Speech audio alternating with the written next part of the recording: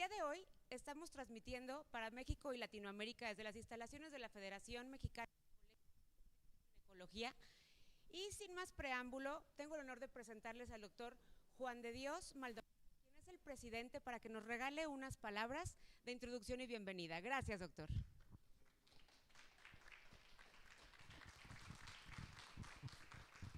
Muy buenas noches, sean todos ustedes bienvenidos a esta su casa, la sede de la Federación Mexicana de Colegios de Obstetricia y Ginecología. Les hemos preparado un tema de actualización sobre un tema de gran importancia para la salud de la mujer y su hijo que está por nacer. Esta actividad académica es producto del esfuerzo de FEMECOC y Nestlé para todos ustedes. El sobrepeso y la obesidad, ya considerados como una epidemia, es como un preámbulo a problemas de salud crónicos en futuro. Y cuando esta problemática se asocia a una mujer que está esperando su hijo, adquiere una trascendencia mayor. Cuando una mujer que espera a su hijo y padece de diabetes o diabetes gestacional, puede desarrollar muchos signos de alarma para desarrollar en un futuro enfermedades crónicas, y una de ellas es desarrollos anormales en su hijo por nacer, malformaciones, bajo o sobrepeso al nacimiento, y en un futuro adquirir enfermedades crónicas y como principal causa de muerte la enfermedad cardiovascular. Este evento trascendente es para ustedes en una actualización sobre el mejor manejo de atención a la mujer que sufre diabetes. Voy a ceder la palabra al doctor José Antonio Ayala, quien será el coordinador de este evento. Doctor Ayala, si es tan amable. Muchas gracias, doctor Juan de Dios Maldonado, presidente de nuestra federación. Es para mí un verdadero honor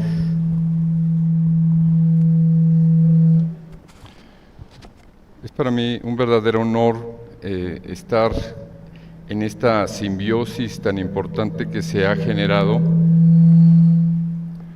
entre Nestlé y la Federación Mexicana de Ginecología y Obstetricia, en la cual tenemos la intención de llevar a cabo una serie de actividades académicas que lleven a toda la República Mexicana temas tan importantes como el presente, el que nos ocupa en este día, y que está relacionado con un problema de salud pública que estamos teniendo en nuestro México, que es precisamente la diabetes, y la obesidad y la repercusión que puede tener esta diabetes y obesidad en el embarazo, no nada más durante el embarazo, sino en la vida futura de los bebés que van a nacer después de haber sido engendrados en estas condiciones inadecuadas. Es para esto que yo quisiera presentarles a nuestros ponentes, expertos en el tema, en el cual estarán con la responsabilidad de darnos a conocer las actualidades en el manejo de la diabetes mellitus gestacional y los puntos o los tópicos de nutrición durante el embarazo más importantes. En primer lugar, y por los siguientes 30 minutos, escucharemos al doctor Enrique Reyes Muñoz, cuya especialidad es en ginecología y obstetricia, tiene una especialidad en biología de la reproducción humana, avalado por el Instituto Nacional de Perinatología y la Universidad Autónoma de México, está certificado por el Consejo Mexicano de Ginecobstetricia, tiene maestría y doctorado en ciencias médicas, avalado por la Universidad Autónoma de México, coordinador de endocrinología ginecológica y perinatal en el Instituto Nacional de Perinatología, es investigador en ciencias médicas, también por el Instituto Nacional de Perinatología, e integrante del Sistema Nacional de Investigadores. En segundo término está la doctora Cintia Muñoz, quien nos hará el favor de tocar el tema de tópicos de nutrición en el embarazo por los siguientes 15 minutos, y la cual es licenciada en Nutrición y Ciencia de los Alimentos por la Universidad Iberoamericana de León, maestría en Ciencias de la Salud en Epidemiología Clínica por parte de la Universidad Autónoma de México, doctora en Ciencias en Nutrición Poblacional, investigadora en Ciencias Médicas en el Instituto Nacional de Perinatología y tiene diversas publicaciones científicas en relación a la colaboración y colaboraciones en relación al tema. Es educadora en diabetes, obesidad, síndrome metabólico y riesgo cardiovascular impartido por la Universidad La Salle. Posterior a la participación de nuestros profesores, tendremos tanto a nuestros invitados presenciales como a nuestros invitados en línea la oportunidad de recibir algunas preguntas que les quieran proporcionar o realizar a nuestros profesores con la finalidad de puntualizar todos estos temas el tema que tenemos en el día de hoy. Vamos a dar la palabra, en primer lugar, al doctor Enrique Reyes Muñoz con su ponencia en cuanto a las actualidades en el manejo de la diabetes mellitus gestacional. Doctor Reyes, bienvenido. Muchas gracias.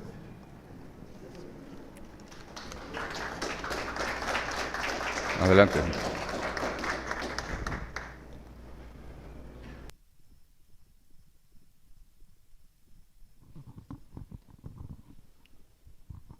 Buenas noches. Primero que nada, agradecer la invitación a la Federación, doctor Juan de Dios.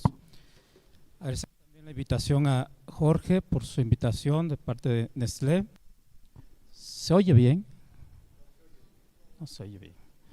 Ok, pues vamos a subirle el volumen entonces.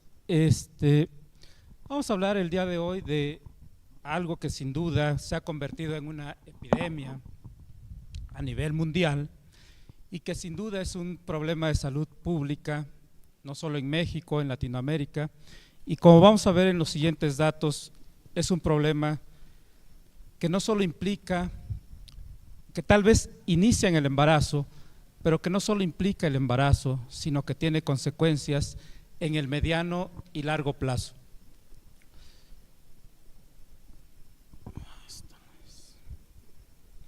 Lo primero que tengo que hacer es manifestar mi conflicto de intereses. Yo he sido conferencista para Nestlé México desde hace un par de años y he sido conferencista para Bayer desde hace un año. Los objetivos de la plática van a ser revisar las actualidades en definición y prevalencia en diabetes en el embarazo, la fisiopatología de la diabetes en el embarazo, factores de riesgo, intervenciones efectivas o qué intervenciones hay para prevenir diabetes en el embarazo, estrategias para el diagnóstico, tratamiento de diabetes en el embarazo y el seguimiento de mujeres con antecedente de diabetes en el embarazo. En relación a la definición, tradicionalmente se aceptaba que la diabetes era cualquier alteración en la tolerancia a la glucosa de grado variable que se detecta o se diagnostica por primera vez durante el embarazo. Sin embargo, esto daba pie a que pacientes con diabetes mellitus tipo 2 o diabetes mellitus pregestacional identificaban en el embarazo podrían clasificarse como diabéticas gestacionales cuando en realidad eran diabéticas tipo 2 o tipo 1 o diabéticas pregestacionales. Es por esto que en 2015 la Asociación Americana de Diabetes secunda la propuesta del Grupo Internacional de Estudios de los grupos de estudio de diabetes en el embarazo, que propusieron desde el 2010 que la diabetes gestacional es aquella que se diagnostica en el segundo o tercer trimestre de la gestación y que claramente no es diabetes manifiesta. Ellos hacen hincapié, o se hace hincapié a este último párrafo de la definición que dice que claramente no es diabetes manifiesta y proponen los mismos criterios que para la mujer no embarazada, utilizarlos en el embarazo para identificar la diabetes mellitus pregestacional. En la primer consulta prenatal, aquellas pacientes que tengan una glucosa de ayuno mayor o igual a 120, glucosa a las 2 horas en la curva de 75 gramos mayor o igual a 200, una hemoglobina glucosilada mayor a 6.5 o una glucosa síntomas, mayor a 200, independientemente del trimestre, si es la primer consulta, podría hacerse el diagnóstico de diabetes gestacional. Este es el cambio más significativo en los últimos 5 años. En relación a la prevalencia, el último reporte de la Federación Internacional de Diabetes señala que 1 de cada 6 nacidos vivos son afectados por diabetes en el embarazo y señala una prevalencia mundial del 16%. México, ubicado en la zona de Norteamérica y el Caribe, con una prevalencia del 12%, que más o menos coincide con los datos que nosotros hemos publicado previamente. En relación a la distribución de esta diabetes en el embarazo, el 86% corresponde a diabetes mellitus gestacional y el 13.6% a diabetes mellitus tipo 1 y tipo 2. De estos casos, la mayor cantidad de casos es diabetes tipo 2, que cada vez estamos viendo en población más joven. Esto significa que a nivel mundial afecta a 21 millones de bebés expuestos a hiperglucemia. A nivel de nuestro país, en una encuesta reciente, nosotros fuimos a preguntarle a los médicos ginecólogos en su mayoría y ellos reportan una prevalencia de un 23%, que es lo que ven en la consulta, en las 4 principales ciudades del país. Nosotros hicimos también este ejercicio en perinatología, donde analizamos alrededor de 800 pacientes, aplicando diferentes criterios, unos criterios menos estrictos, nos dio una prevalencia del 10.3%, y aplicando los nuevos criterios o criterios más estrictos para el diagnóstico, nos dio una prevalencia del 30%, que significa 3 veces más que aplicando los criterios menos estrictos. Si nosotros esto lo trasladamos al número de nacimientos en 2017, nosotros tendríamos alrededor de 220,000 casos nuevos de diabetes a nivel nacional y alrededor de 670,000 casos nuevos si aplicamos criterios más estrictos. Quiere decir que es una enfermedad de alta prevalencia y quiere decir que esto, trasladado a estas mujeres que en el futuro, en 15 años, el 90% de estas mujeres van a tener diabetes mellitus tipo 2, vamos a engrosar sin duda estos 425 millones que reportan en la población mundial y sin duda lo más preocupante tal vez sea que a largo plazo va a afectar la calidad de vida, pero que va a incrementar la mortalidad. De acuerdo al último reporte de IDF, el 50% de 4 millones que murieron por diabetes eran menores de 60 años.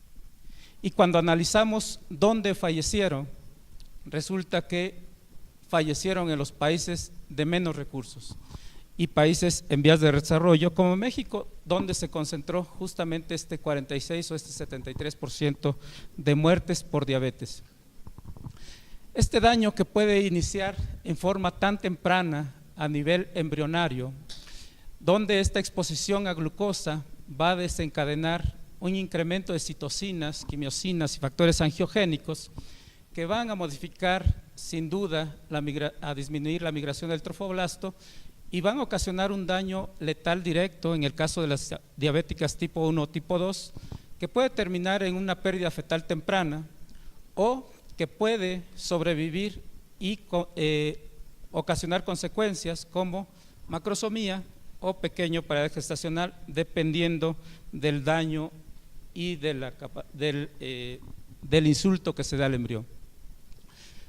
En relación a diabetes gestacional, sabemos que el punto cardinal es la resistencia a la insulina, que esta resistencia a la insulina se ve precipitada por ciertos factores como el grupo étnico, la inactividad física, la obesidad, la composición de la dieta y el antecedente de síndrome ovario poliquístico o hipertensión. y que esta resistencia a la insulina también se ve favorecida por factores placentarios como el factor de necrosis tumoral alfa, el lactógeno placentario, los estrógenos, la progesterona y el cortisol. Esta resistencia a la insulina va a predisponer que se incrementen los niveles de glucosa y esto una hiperglicemia persistente en la mamá.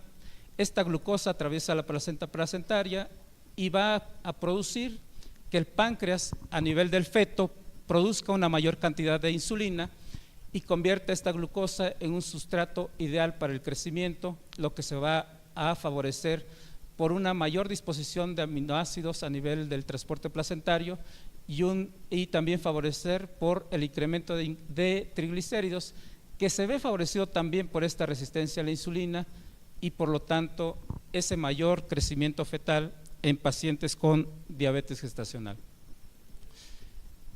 Digamos, de lo novedoso es el hecho de que la flora intestinal también tiene que ver con esa resistencia a la insulina.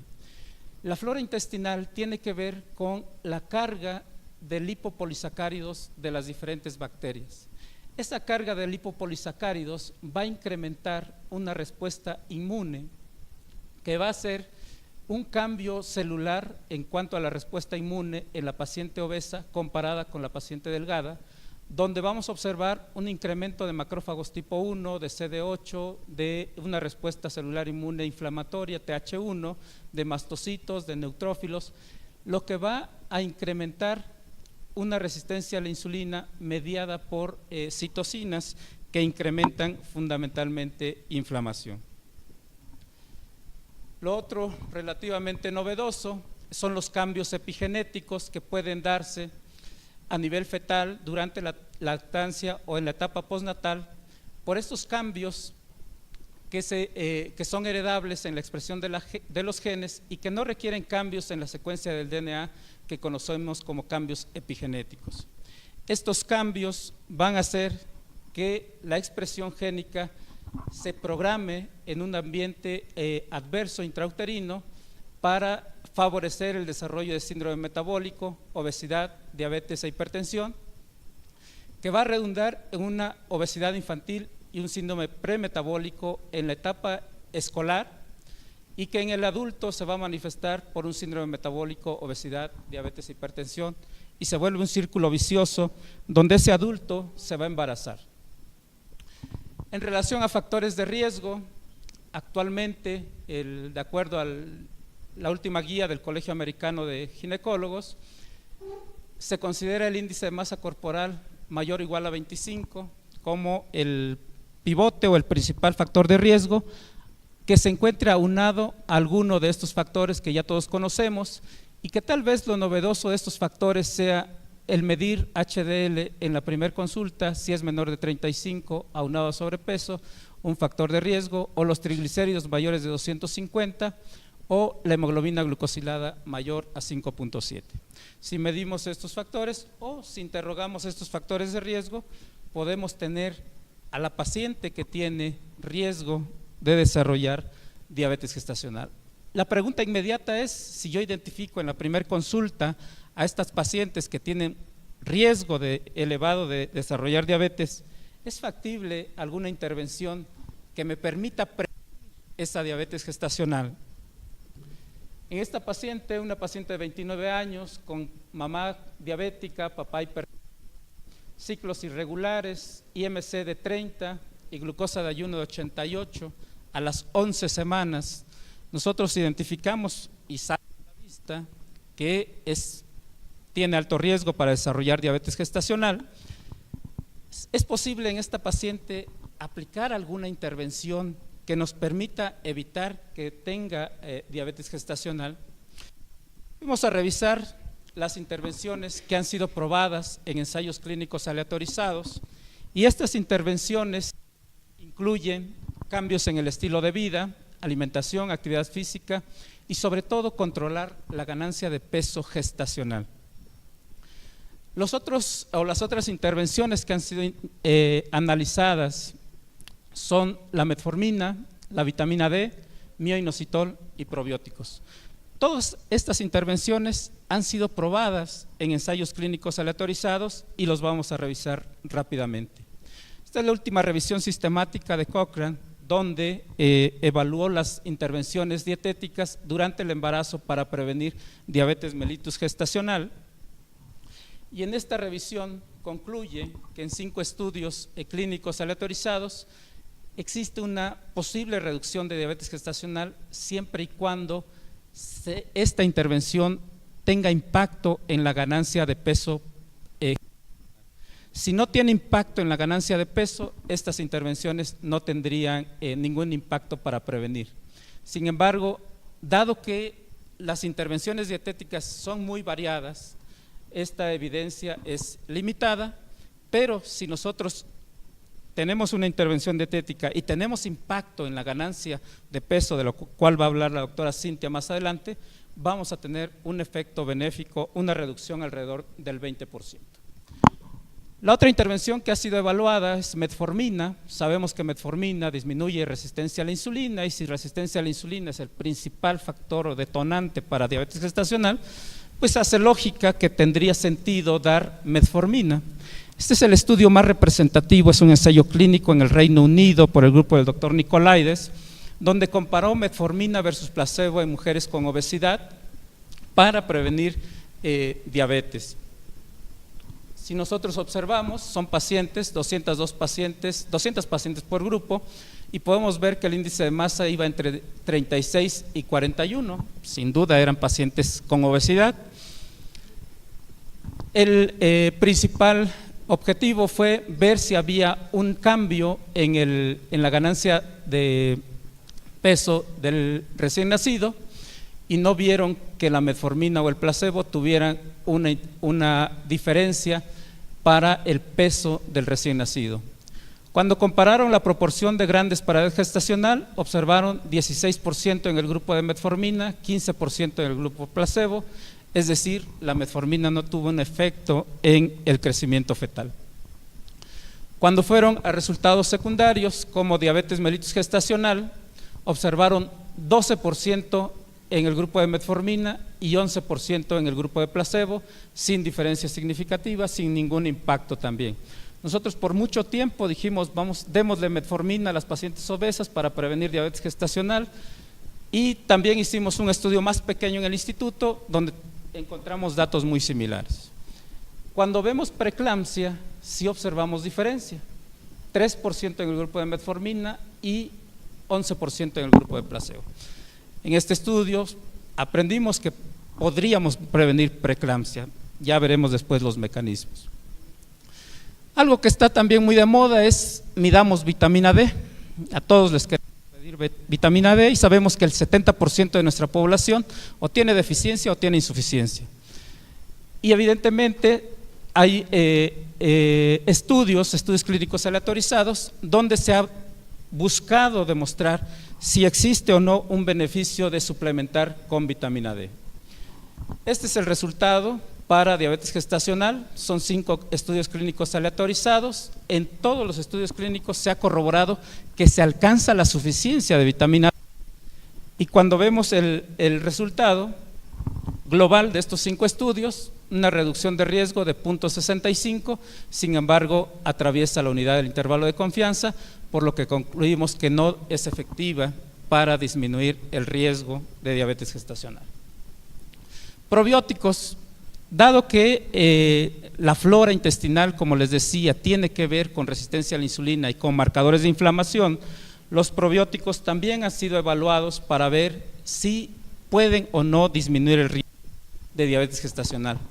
Existen 3 ensayos clínicos en probióticos. Desafortunadamente los 3 tienen diferentes intervenciones.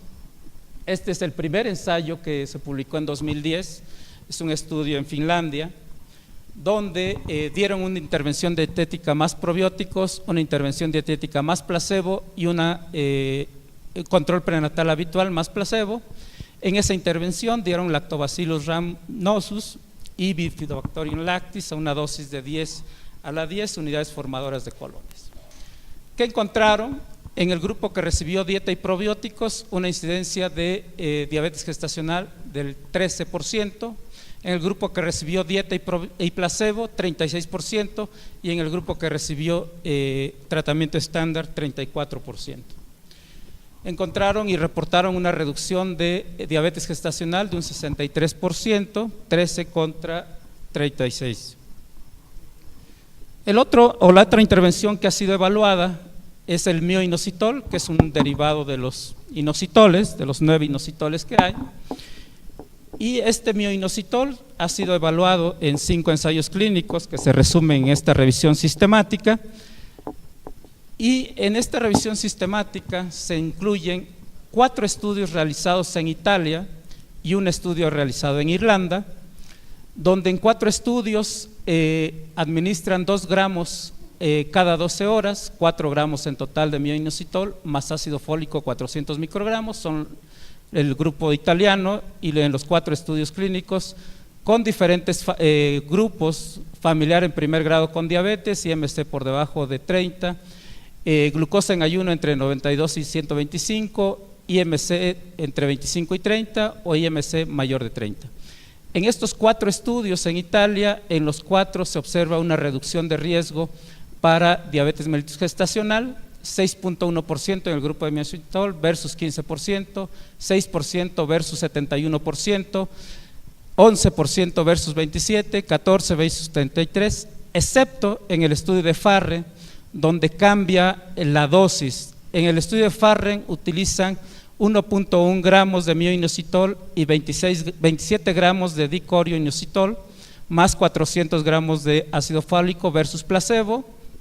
Y en el grupo de mioinositol tuvo 23% de diabetes gestacional versus 18% en el grupo control, lo que nos hace pensar que probablemente tenga que ver con la dosis el mioinositol o con la población, ¿verdad? En este ensayo, en este resumen, en esta revisión sistemática, concluyen que en 5 estudios clínicos aleatorizados la suplementación con mioinositol disminuye la incidencia de diabetes gestacional en un 57%, un RR de 0.43, y también encontraron que hubo una disminución de la incidencia de parto pretérmino de un 64%. Sin embargo, son estudios con un relativo tamaño de muestra que es pequeño todavía y que se tiene que tomar con precaución. No hay estudios en otra población más que italiana e irlandesa. Probablemente entonces las intervenciones que podríamos utilizar para prevenir diabetes en el embarazo y o prevenir o evitar la diabetes pudieran ser el tratamiento médico nutricio, que tenga impacto en la ganancia de peso, mioinositol y probablemente los probióticos. Hay 2 estudios más con probióticos donde no encuentran diferencia, pero utilizan diferentes probióticos. El otro punto, sin duda, en el diagnóstico es la pregunta recurrente: ¿qué metodología debemos usar? Si debemos de utilizar una estrategia en 2 pasos o en un paso. Si debemos utilizar criterios menos estrictos o criterios muy estrictos. Nadie tiene la respuesta. He estado en diferentes pláticas y he asistido a diferentes presentaciones por expertos mundiales y cada quien defiende su punto. Por ejemplo, la misma ADA no se pone de acuerdo. La ADA dice, bueno, pues usen los menos estrictos o usen los más estrictos, la ADA.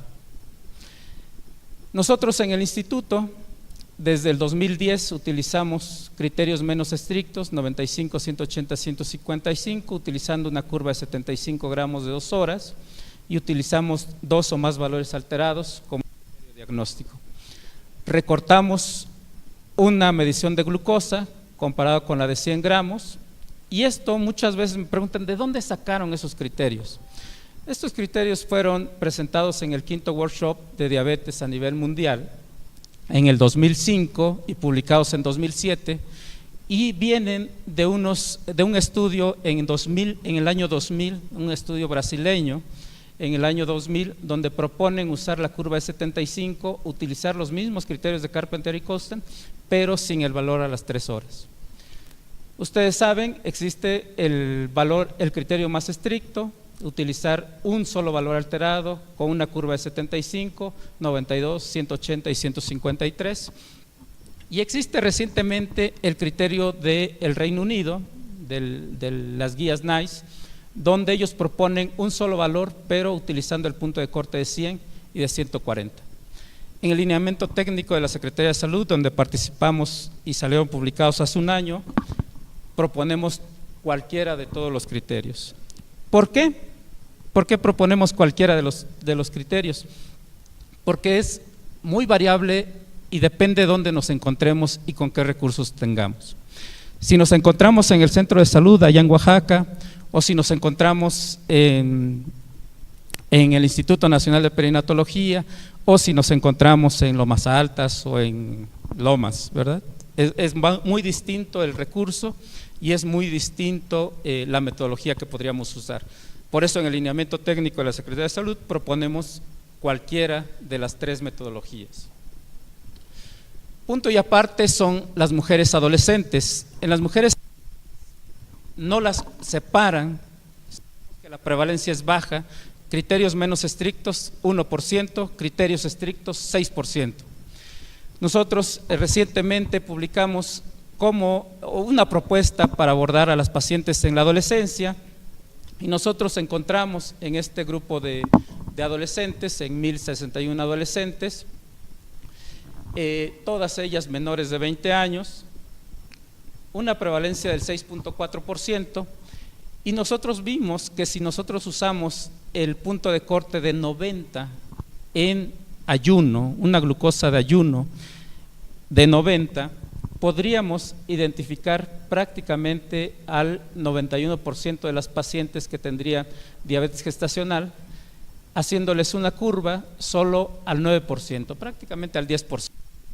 Si nosotros hacemos números, como alguna vez me pidió el secretario de Salud, hacer números de qué significa hacer una curva a 2.200.000 embarazadas en México, el 20% de las pacientes embarazadas en México son adolescentes, más o menos 500.000 de mujeres. Tendríamos que hacer 500.000 de curvas si seguimos guías internacionales. Si nosotros en lugar de hacer 500.000 hacemos el 10%, que serían como 50.000 curvas, sería un ahorro sustancioso y podríamos identificar casi a todas las pacientes con diabetes gestacional. Esta es una cuestión que podría cuestionarse, pero que podría ser de mucha utilidad, sobre todo si no contamos con todos los recursos. Les decía que siempre es bueno buscar diabetes gestacional, pero tenemos que ver los recursos y que hacer el diagnóstico crea un compromiso de dar una intervención y de dar un seguimiento a ese binomio. Y una vez que hacemos el diagnóstico, tendríamos que dar forzosamente tratamiento, porque está demostrado en diferentes revisiones sistemáticas que dar tratamiento a la paciente con diabetes gestacional disminuye grandes paredes gestacional, macrosomía, distocia de hombros y preeclampsia hasta en un 50-60% y las intervenimos. En el tratamiento, la doctora Cintia va a hablar del tratamiento médico-nutricio, que es la primera elección. Debe incluir un programa de educación y el tratamiento farmacológico solo se reserva si no se logran las metas de tratamiento en las primeras 2 semanas. Este es un programa de educación que estamos difundiendo cada vez más, es el programa de educación en el instituto. Y yo les decía que identificar a una paciente como diabética gestacional y no darle tratamiento es demagogia, pero cuando damos tratamiento y no sabemos las metas de control, pues resulta. ¿Cómo podemos seguir a estas pacientes? Tenemos que empoderarlas y decirles, tus metas de tratamiento son estas. Y la paciente cuando empieza a hacer el automonitoreo se da cuenta si está en control o está en descontrol. Y cuando va 2 semanas después, la paciente ya sabe si está en control o en descontrol. Pero si no le enseñamos esta a la paciente, o si nosotros no lo sabemos, definitivamente es demagogia. Ayuno menos de 95, 1 hora 140, 2 horas 120. ¿Cuál es mejor, 1 hora o 2 horas? Es una pregunta recurrente, la que ustedes quieran. En los estudios que hay, no se ha demostrado que 1 hora o 2 horas sea mejor una que otra.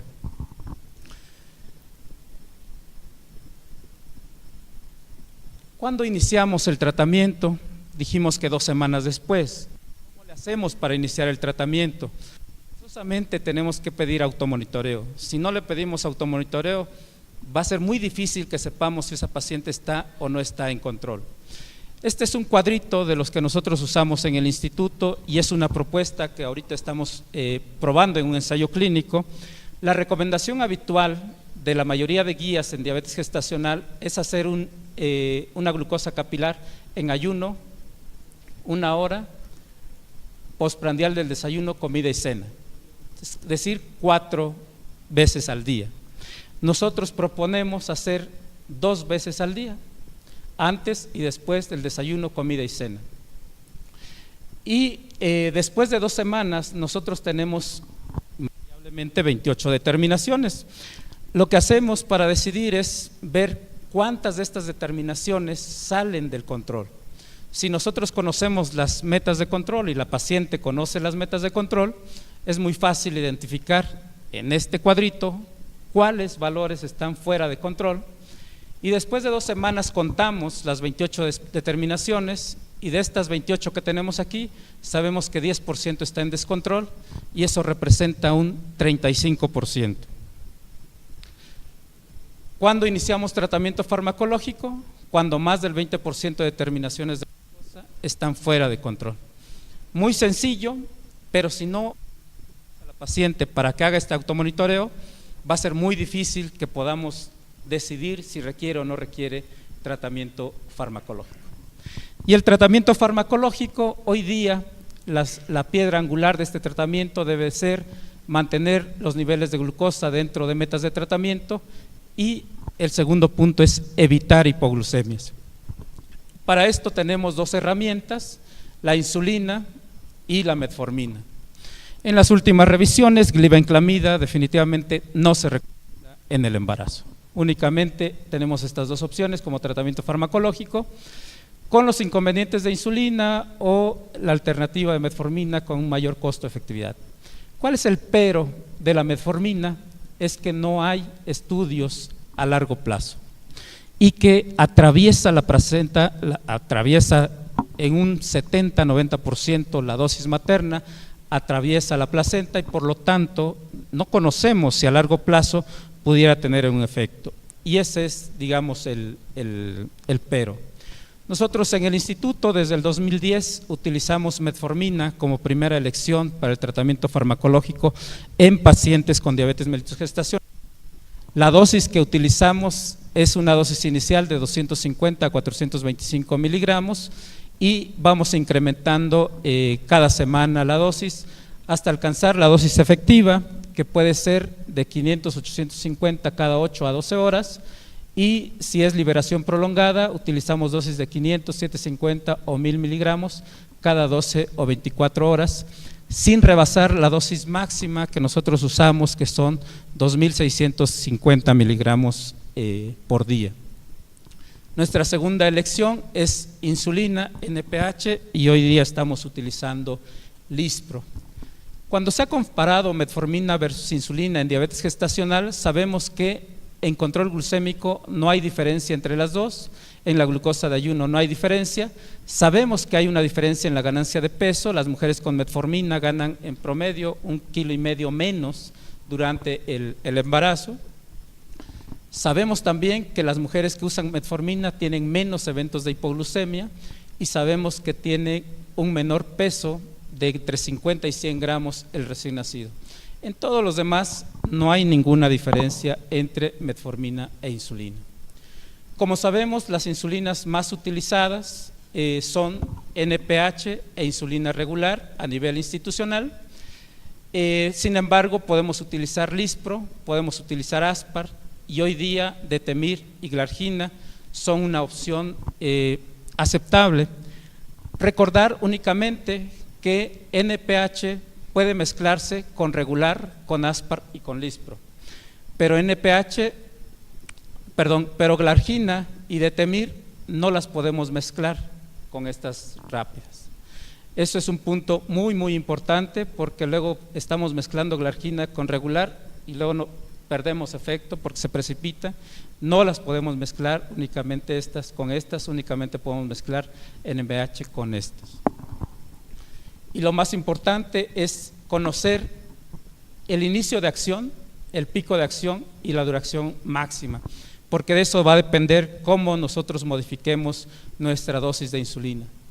Para diabetes mellitus gestacional nosotros utilizamos una dosis, habitualmente cuando empezamos usamos la dosis más baja y vamos incrementando. Anteriormente hospitalizábamos a las pacientes, hoy con el automonitoreo la mayoría de ellas no las hospitalizamos, aplicamos la insulina en forma ambulatoria, pero tenemos insulinas donde durante un par de horas la enfermera, la educadora en diabetes le explica cómo utilizar la insulina.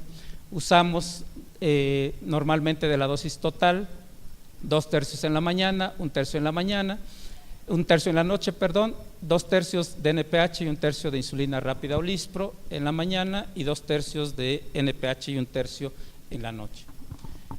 En cuanto a pacientes con diabetes pregestacional, nosotros utilizamos una dosis mínima de 0.5 y una dosis máxima de 1.5. Siempre que no tengamos experiencia, empecemos con la dosis mínima, con la dosis más baja. Sabemos que conforme transcurre el embarazo va a irse incrementando la dosis de insulina, pero siempre es recomendable utilizar la dosis más baja. El otro punto fundamental es cuándo vamos a resolver el embarazo en una paciente con diabetes gestacional. Relativamente sencillo. Diabetes gestacional no es igual a cesárea. Diabetes en el embarazo no es igual a cesárea. Diabetes en el embarazo depende del control, pero si ustedes observan las semanas a las que se recomienda la terminación, prácticamente es después de las 38 semanas. Incluso en aquella paciente que tiene un mal control o factores de riesgo como macrosomía o polidrapnios, la sugerencia es 38 semanas, siempre tratar de llevar a las 38 semanas, porque es muy común ver en diferentes hospitales, tiene diabetes tipo 2, démosle un esquema de madurez y operémosla a las 36 o a las 37 por su riesgo de óbito. Definitivamente son pacientes que no tienen palabra de honor y cualquier paciente con una PCS, con un Doppler normal, nos puede hacer un óbito y no forzosamente tiene que depender o depende de los niveles de glucemia. Puede haber otros factores que intervienen, por lo que la recomendación finalmente es que la resolución sea por indicaciones meramente obstétricas y no relacionadas con los niveles de glucosa. Una vez que la paciente se ha resuelto el embarazo, nosotros tenemos que reclasificar, y lo novedoso en la reclasificación es que tradicionalmente se pregonaba que se reclasificara entre las 6 y 12 semanas. Sin embargo, sabemos que la proporción de mujeres que regresa a reclasificación es solo del 50%, 30-50%, 70% en las mejores condiciones. ¿Por qué? Porque ya es más difícil que la paciente se traslade, porque ya hay un recién nacido, y es más complicado trasladarlo en el metro, trasladarlo en micro, trasladarlo en taxi, que es como se traslada la mayoría de nuestras pacientes. Por lo tanto, nuestros pacientes acuden menos y estamos lejos de saber cómo se reclasifica. Nosotros hacemos entre las 6 y 12 semanas, y es la recomendación de todas las guías, una curva de tolerancia, 75 gramos 2 horas. Si está en ayuno menos de 100 o a las 2 horas menos de 140 es normal. Si está en ayuno entre 100 y 125 o a las 2 horas entre 140 y 199 se clasifica como prediabetes, y si en ayuno tiene más de 126 o a las 2 horas más de 200 como diabética. En el instituto, que tenemos un 70% de pacientes que reclasificamos en esta etapa, tenemos un 27% de mujeres con prediabetes y un 1 a 2% de mujeres con diabetes. Este 27-30% de pacientes que quedan en este grupo son las que tienen más riesgo, y a 5 años van a ser diabéticas el 80%. A 5 años si no realizamos ninguna intervención. Pero si no llega entre las 6 y 12 semanas, la recomendación es que se puede reclasificar en el cuarto, en el quinto, en el sexto mes o al año. Se puede reclasificar y ahí ya podemos usar o una glucosa de ayuno o una hemoglobina glucosilada. Y los mismos valores de la glucosa de ayuno y la glucosilada. Una vez que ya tenemos esta paciente reclasificada, si se reclasificó como normal, se recomienda hacer una curva al menos cada 3 años. Si se reclasificó como diabética, prediabética, una curva cada año. Estos son los riesgos. Entonces sabemos que esta hiperglucemia in útero va a generar cambios que va a predisponer no solo a la paciente, sino a los recién nacidos a largo plazo a desarrollar diabetes. Estas, digamos, son los marcadores más importantes que se van a asociar con mayor riesgo: las que tienen un diagnóstico antes de las 24 semanas, las que utilizaron tratamiento farmacológico o las que tienen un IMC arriba de 30, son las que a 5 años el 80% va a desarrollar diabetes. 20 a 60% a 10 años, pero a 15 años prácticamente el 90% de estas pacientes va a desarrollar diabetes gestacional. Como conclusiones, las pacientes, entonces, las mujeres con factores de riesgo para desarrollar diabetes mellitus gestacional, podemos utilizar intervenciones dietéticas que impacten sobre la ganancia de peso materno y fetal y así prevenir diabetes gestacional. Los estudios disponibles han demostrado que la suplementación con probióticos y o mioinositol disminuye la incidencia de diabetes gestacional hasta un 50 o 60%. Al menos entre las 24 y 28 semanas, todas las pacientes mexicanas deberían de tener un escrutinio de diabetes mellitus gestacional. Las adolescentes sugerimos que sea con glucosa de ayuno y que una glucosa de ayuno mayor o igual a 90 sea el punto de corte para decidir o no, hacer o no una curva de tolerancia oral a la glucosa. Las mujeres con diagnóstico de diabetes gestacional deben de recibir tratamiento y el tratamiento médico-nutricio debe ser en la parte angular. De esto nos va a hablar la doctora Cintia. No olvidar que el automonitoreo de glucosa, si bien tiene un costo, es lo que nos va a permitir saber si estamos en metas. Les dejo el micrófono a la doctora Cintia. Muchas gracias, doctor Muñoz, muy amable. Gracias por su maravillosa presentación. Damos el micrófono a la doctora Muñoz para que nos hable sobre los tópicos nutricionales en el embarazo. Bueno, antes que nada quiero agradecer a la FEMECOC por la invitación y a Jorge por toda la logística para que se lleve a cabo esta plática. Y bueno, el día de hoy voy a compartir con ustedes que algo que complementa lo que acaba de explicar el doctor Enrique Reyes es la primera opción de tratamiento cuando una mujer es diagnosticada con diabetes gestacional, que nosotros le llamamos terapia médica nutricia. Antes que nada declaro no tener conflicto de interés. Y bueno, quisiera definir y tomarme unos segundos de qué es la terapia médica nutricia y sobre todo puntualizar, dado que involucra más que un plan de alimentación y que generalmente esta terapia es llevada por el servicio de nutrición, con el objetivo de hacer una evaluación del estado nutricio de manera exhaustiva y conforme a un diagnóstico nutricio se le dé un plan diseñado y se implemente, y que además de esa implementación y diseño del plan se considere la educación del paciente y de la familiar y algo muy importante, el cambio de conducta. Creo que algo en este tipo de población es las conductas de riesgo que no son exclusivas del embarazo, sino que van a vienen desde etapas previas y que influyen en etapas posteriores.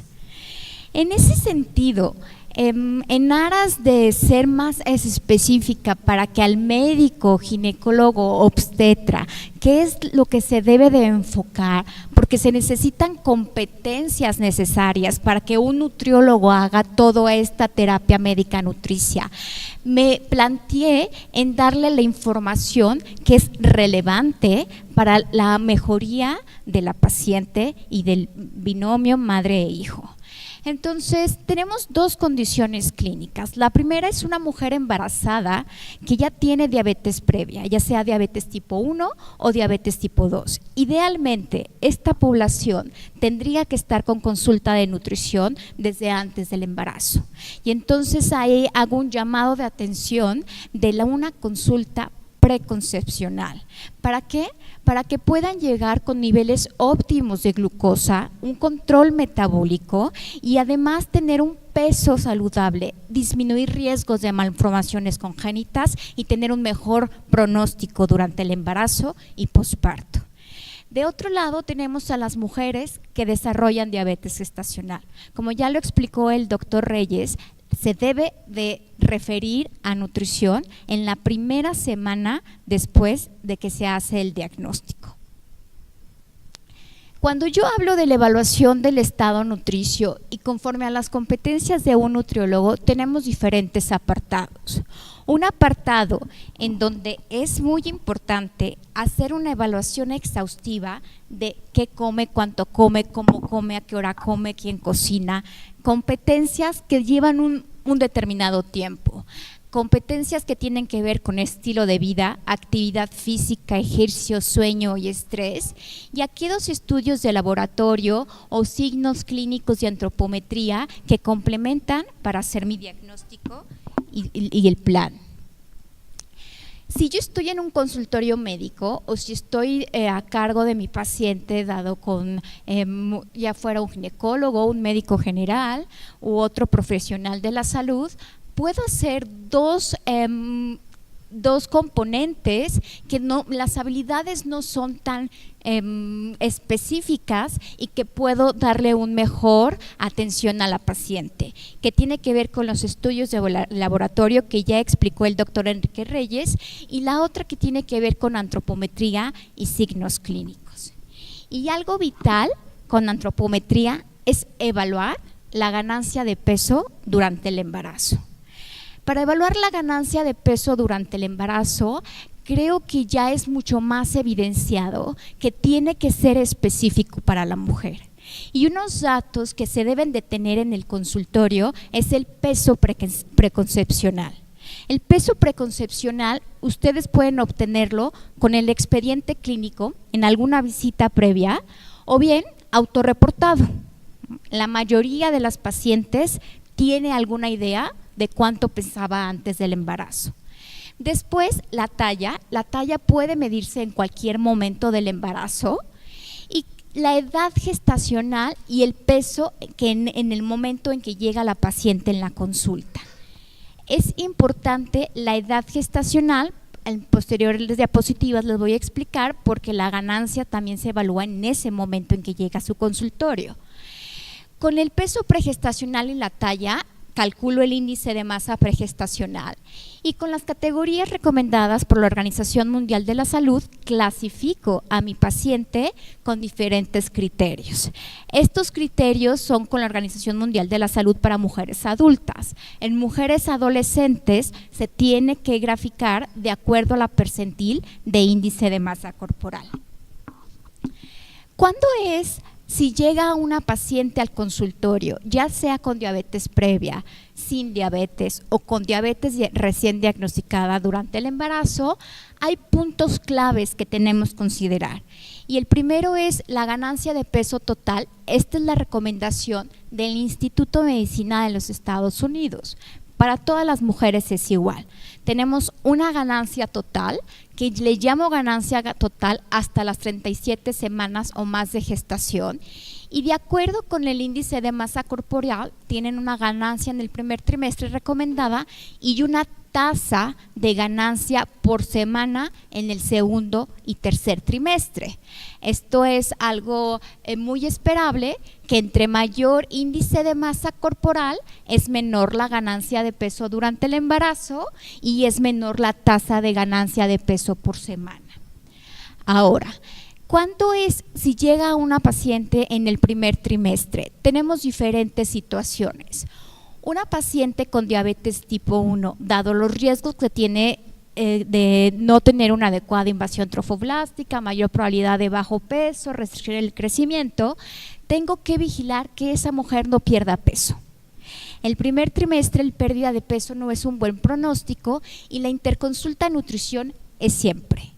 Cuando tengo una diabetes tipo 2, tengo que vigilar la ganancia de peso, pues con la ganancia de peso no puede incrementar un pronóstico no adecuado, y un punto de corte es que al primer trimestre ya lleve más de 2 kilos ganados. Cuando hay una paciente con un peso normal o sobrepeso pregestacional, pero no tengo diabetes, esto es muy importante porque en las últimas evidencias se ha visto que estas mujeres son las de mayor riesgo para diabetes gestacional, y ese riesgo se ve incrementado cuando en el primer trimestre gano más de 2 kilos.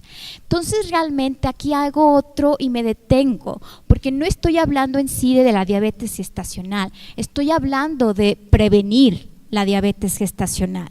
Entonces podemos mandar a interconsulta cuando en el primer trimestre estas mujeres tienen ya una ganancia acelerada de peso. Y las otras mujeres que tienen obesidad sin diabetes, pero que tienen metformina o riesgo de preeclampsia y restricción en el crecimiento, hay que vigilar la pérdida de peso que no sea más de 4 kilos en el primer trimestre. Durante el segundo trimestre siempre hay que tener consulta de nutrición, porque ya se ha evaluado que la ganancia de peso durante el segundo trimestre influye sobre el crecimiento fetal. Y también tenemos diferentes condiciones. Diabetes tipo 1 es más probable que tenga un daño a la ganancia insuficiente para la semana de gestación. La de peso normal y la de es la ganancia excesiva, y la obesidad cuando hay una ganancia de peso insuficiente. ¿Qué es lo que tengo que ver, además de ya una evaluación de la ganancia de peso durante el embarazo? Realmente durante el embarazo es lo que está más documentado, el tratamiento nutricio en la mujer con diabetes gestacional, y que el requerimiento de energía hay que cuidarlo, y está basado en las condiciones del índice de masa corporal pregestacional, y se le añade un factor correspondiente al embarazo que tiene que ver con el trimestre y con el número de fetos. De nutrimentos, lo que más se cuida es la cantidad de hidratos de carbono, y la cantidad de hidratos de carbono mínimo por todo lo que tiene que ver con el embarazo es 175 gramos, y las guías de práctica clínica recomiendan no dar más de 45% del valor energético total de carbohidratos. Obviamente se recomiendan los hidratos de carbono con mayor calidad porque tienen fibra. Para completar 25 gramos de fibra, que ustedes lo pueden recomendar con un consumo mucho mayor de cereales de granos enteros, como puede ser maíz, como puede ser amaranto, como puede ser avena, de leguminosas, frijol, lenteja, garbanzos, fruta y verdura. Y tenemos que cuidar la cantidad de proteínas, no dar menos de 70 gramos de proteína por día. Realmente la evidencia es fuerte en relación a que a estas mujeres que están bajo dieta tienen mejor pronóstico, sobre todo disminuye la probabilidad de macrosomía y controla mucho mejor las glucemias postprandiales, y en sí todavía no hay suficiente evidencia para decir este tipo de plan de alimentación es el mejor. Sin embargo, la literatura señala que un patrón de alimentación tipo DASH, que es un patrón muy característico para disminuir la presión arterial en población con riesgo cardiovascular, es el que ha mostrado que disminuye el riesgo de cesárea en este tipo de mujeres. Algo importante que también ustedes pueden hacer en su consultorio es recomendar la actividad física. Cada vez creo que se pierde ese mito de que la mujer embarazada no debe de moverse y debe de estar en reposo. Estas recomendaciones son basadas en las guías de práctica clínica, hay mucho estudio muy exhaustivo en Canadá, y son 6 puntos importantes. La primera es que debemos de vigilar que no existe una contraindicación para reposo absoluto o reposo relativo. La segunda es que se deben de completar 150 minutos a la semana, de 3 a 7 días de la semana, se promueve la combinación de ejercicios aeróbicos y de resistencia. Hay una recomendación débil de fortalecer el piso pélvico, sobre todo para disminuir la incontinencia urinaria, y también la recomendación no es fuerte, pero se hace énfasis en evitar la posición supina en aquellas mujeres que refieren tener algún malestar. ¿Cuáles son los ejercicios aeróbicos o de resistencia recomendados o a evitar? Pues realmente los ejercicios aeróbicos hay una amplia gama, ¿no? Para que la mujer tenga mucho mayores opciones y no se vaya con la idea de que solamente tiene que ser natación. Puede ir desde caminata, natación. En mujeres con diabetes gestacional se ha recomendado caminata en intervalos pequeños, 10 minutos, 10 minutos, 10 minutos, 3 veces al día, y ya también mostrado un efecto benéfico para el control de glucosa. La natación, ejercicios en agua, bicicleta estacionada, bailar, o en aquellas mujeres con ejercicio previo, si pueden, continuar corriendo. Los ejercicios a evitar son ejercicios de contacto o riesgos de caídas, y en resistencia para mejorar flexibilidad, disminuir el malestar de la mujer y también para mantener masa muscular se puede recomendar yoga, pilates o ejercicios de estiramiento, y evitar aquellos ejercicios donde la temperatura es mayor, como aquellos que pueden ser hot yoga o montañismo. Como recomendación, hay que promover la ingestión de agua para que se mantenga hidratada, y se puede decir que se tome un vaso de agua antes, durante y después del ejercicio, y hay que evitar espacios con temperaturas extremas. Algo importante en este tipo de mujeres es la promoción de la lactancia materna. Hay una muy fuerte evidencia que tiene mejorías tanto para ella como para su hijo, y ustedes son claves para que la lactancia materna sea exitosa. Y de esto está muy comprobado en revisiones sistemáticas, que son también 6 puntos importantes. Una es la educación en la consulta prenatal. 2, el tipo de resolución de embarazo. Mujeres con cesárea tienen una bajada de leche, lactogénesis 2, mucho más atrasadas que las que fueron por resolución. Y obviamente mujeres con parto pretérmino también es mucho más tardío que se haga esa bajada de leche. El apego temprano en la primera hora, ya sea por vía de resolución de cesárea o parto, alojamiento conjunto, y este tipo de mujeres con se ha visto que les dificulta tener una lactogénesis 2, es retardada. Entonces tenemos que promover más el apego constante, continuo, y revisar técnica. Y ustedes en la consulta de posparto tienen la oportunidad o la ventana para identificar una técnica inadecuada de lactancia materna, identificar grietas, enrojecimiento, dolor o mastitis. Y obviamente algo que serviría mucho tanto para la paciente y para el equipo de trabajo es incluir alguna consejería certificada en lactancia materna en aquellos casos que están teniendo problemas. Y además el posparto, yo siempre digo que hay que vigilar a la mujer, y no solamente es dejarla cuando nace el hijo o a la semana de posparto. Ya les mencionó el doctor Enrique Reyes que se le debe de hacer otras curva de tolerancia para reclasificación, pero además de la reclasificación se le debe de dar énfasis que el estilo de vida debe de permanecer y debe de continuar por la probabilidad de tener diabetes tipo 2. Y los estudios del Diabetes Prevention Program es muy contundente, les va muy bien si siguen con el estilo de vida, y este estilo de vida es complementario con algún otro que se le indique, pero sobre todo durante el primer año posparto hay que vigilar el cambio de peso. Estas mujeres tienen mucha probabilidad de inclusive incrementar su peso que tenían antes del embarazo por desorden metabólico que existió en el embarazo. Eso sería todo por mi parte. Muchas gracias.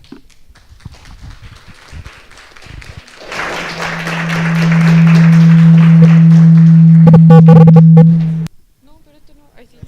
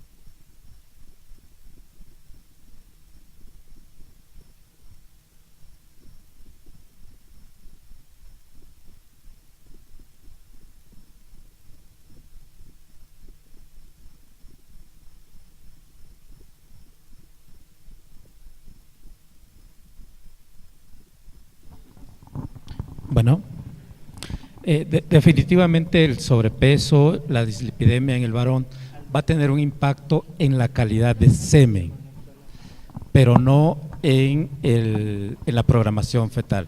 O sea, sí va a tener un impacto en la calidad de semen en relación para que logre el embarazo, ¿no?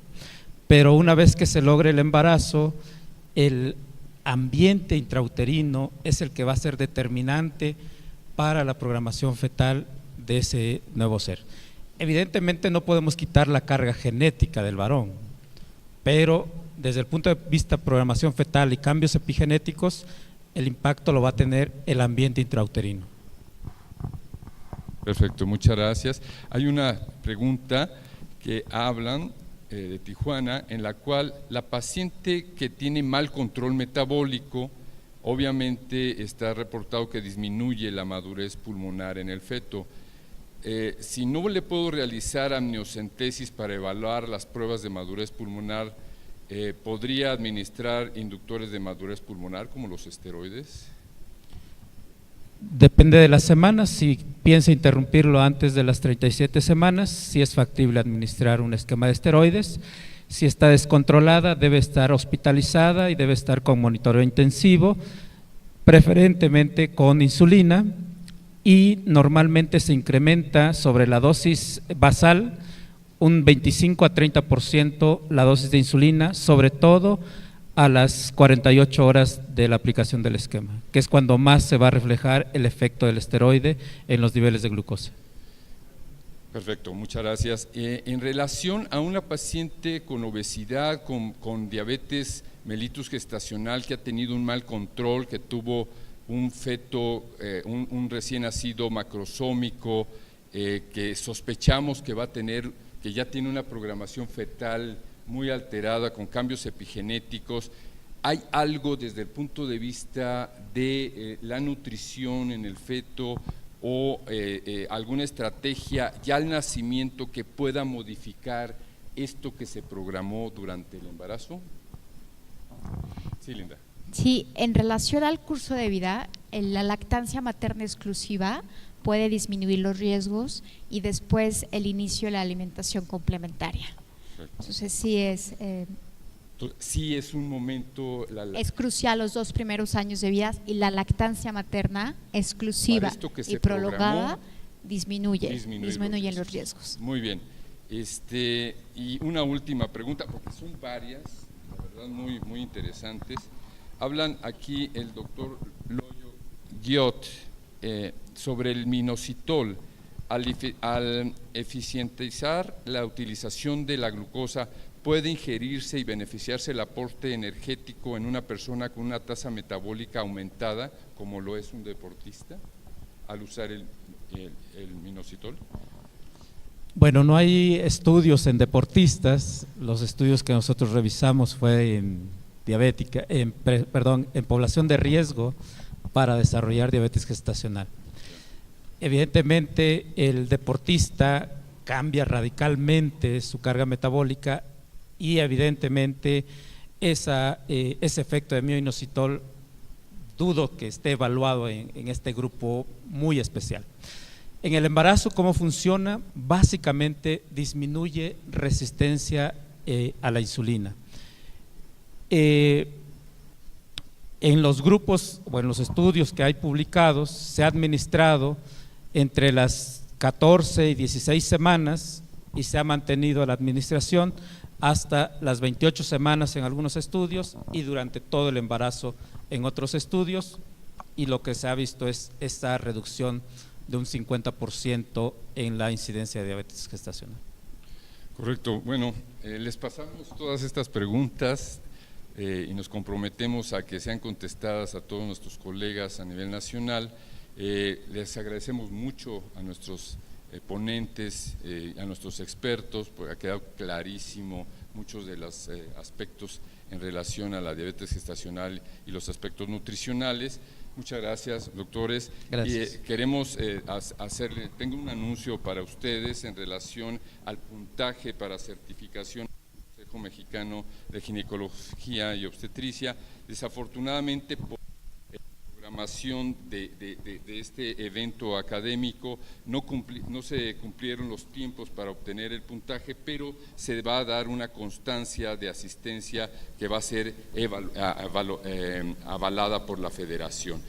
Por último, quiero darle la palabra a Jorge Luna para que nos dé las palabras de agradecimiento y de despedida. Adelante, Jorge, por favor.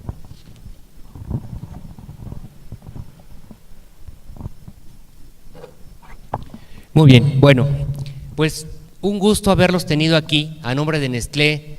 Es un honor que hayamos organizado esta actividad tan importante en un tema tan delicado y desgraciadamente tan del día a día de la práctica profesional que tienen los ginecólogos y la realidad de nuestro país. Entonces, pues esperamos que haya sido de su agrado, esperamos que esta información sea aplicada y sobre todo que